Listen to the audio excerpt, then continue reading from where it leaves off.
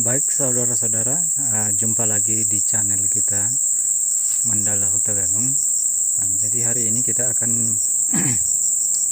mereview tentang apa sih sebenarnya pekerjaan supervisi di suatu perkebunan ataupun tugas mandor itu. Jadi yang kita bahas ini adalah sebagai supervisi di bagian panen ya. Jadi ya kita sambil jalan ya.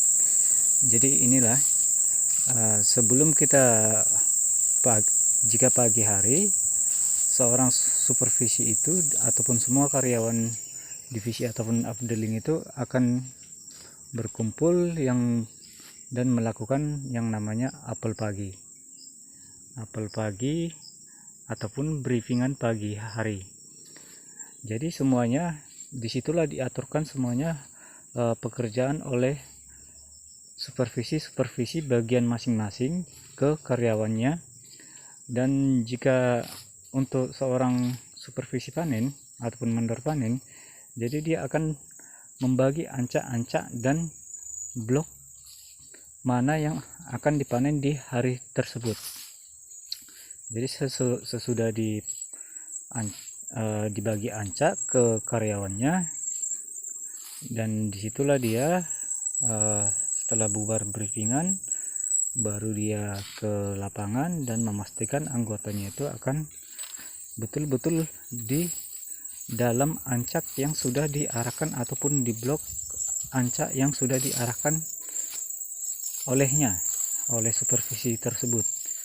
Setelah selesai itu, jika memang semuanya sudah di dalam ancak yang sudah diarahkan, baru seorang mandor panen itu akan berkeliling dan melihat kinerja anggotanya tersebut, karyawannya tersebut.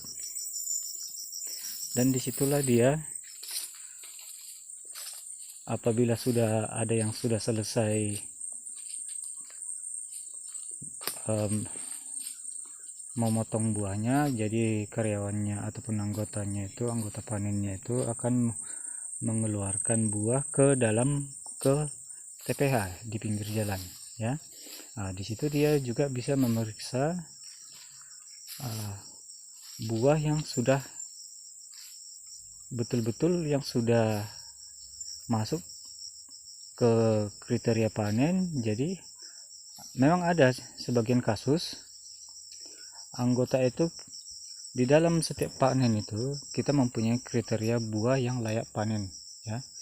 Jadi ada beberapa kasus seorang anggota panen itu mereka tidak menuruti apa yang namanya kriteria panen yang berada di perusahaan tersebut. Jadi sehingga itulah yang dinamakan denda panen. Jadi apabila ada anggota yang melakukan kesalahan di dalam pekerjaannya, yaitu kita wajib buat denda ke seorang anggota tersebut ataupun seorang karyawan panen tersebut. Itu kenapa kita buat seperti itu? Yaitu hanya untuk mendisiplinkan pekerja tersebut supaya bisa disiplin menuruti apa yang sudah menjadi peraturan perusahaan tersebut. Baik Bapak Ibu sekalian, teman-teman semuanya, saudara-saudara semuanya, setelah itu apabila